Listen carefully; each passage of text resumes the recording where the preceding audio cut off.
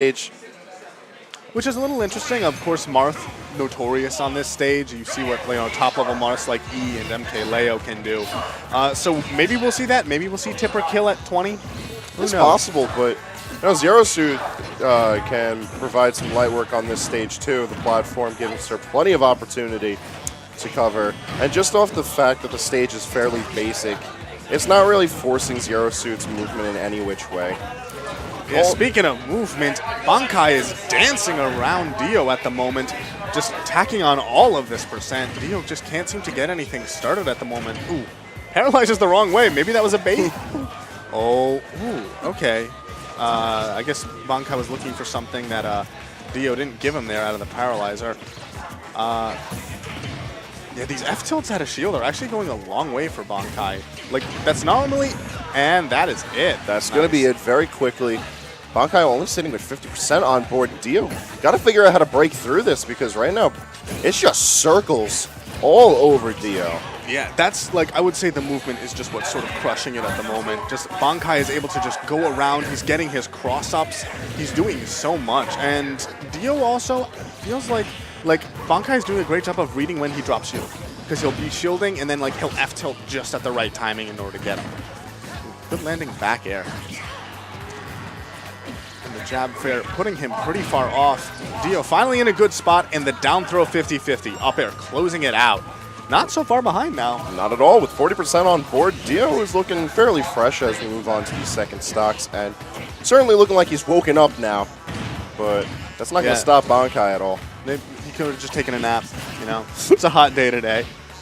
Ooh, and the flip kick putting him off stage without a jump, but magnet hands coming in clutch.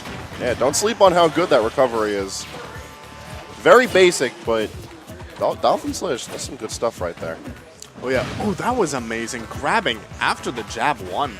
It's so tricky to get that timing, but Dio getting it and finally sort of getting some big damage. Yeah, only about 30% separating these two now, especially considering just how convincing the first stock was for Bankai. Yeah, it seems that Dio's utilized that time between stocks 1 and 2 to recognize that Bankai is playing with a ton of aggression. And Mart's the kind of character that could really punish that type of play style, especially if it's reckless and utilizing laggy moves such as that run up. Oh no, drops it. Going for a little bit of a stylish punish that might end up biting back at him.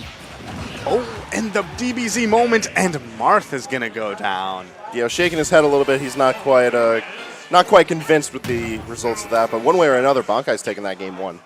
I will say, actually, Dio did a great job of, he adapted by the end of that game to reading Bankai's movement. Like, the first stock, he would, like, throw out these hitboxes, and Bankai would, like, sort of just swim around them.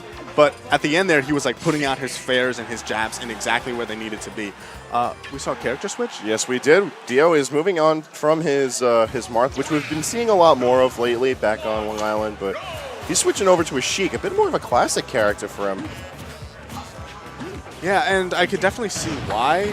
Sort of challenge mobility with mobility here. Ooh, getting the burying there, but Bankai managing to get a neutral air out of it. Oh, sorry, not a neutral air, forward air. It's forward air. For the longest time, I thought it was her neutral air. It's perfectly understandable, because Falcon and Ganon have the same type. It's understandable. Oh, and the big punish. No, he falls out of it. Dio managing to survive, but that's already some sizable percent that's been tacked on. Let's see if he's able to make this comeback, though. All right. Well, this is Sheik we're talking about, and Sheik is certainly the type of character that has no problem building back up a percentage deficit. Yeah, when she wants to, she can play so evasive. But Bankai doing a great job of reading, gets the neutral get up, punishes with a down smash, and closes out the stock. This man looking like he picked up some new tricks with Nairo Saga having just passed. Yeah, that's right. Bankai went out there. Ooh, and some big punishes, 33% off of that one chain. We have a grab in Dio's favor now, but he's only able to get the lone fair off. Yeah, definitely, considering how down he is at the moment, he needs to get stronger punishes than that if he wants to stay in it, especially considering just how consistent Bankai's damage has been. Ooh, nice bouncing fish, though, getting around that down smash. Yeah, compared to Dio's openings, Bankai has been a lot more explosive in what he's able to do, just doing a better job of linking together his hits. And as I say that, he has the most questionable return to stage I've ever seen. Typically speaking, you don't want to opt for the spawn platform to bring you back when you have recovery as good as Zero Suit. But them's the breaks, gives Dio a little bit of a lead, but it might be a little too late as he's recovering from deep in the blast zone at 97%. Yeah, oh, gets the shield grab on that down smash. That's normally very safe on shield, so maybe Bankai went for some, like, laggy out of punish for it after. Oh, and the, again, falling out.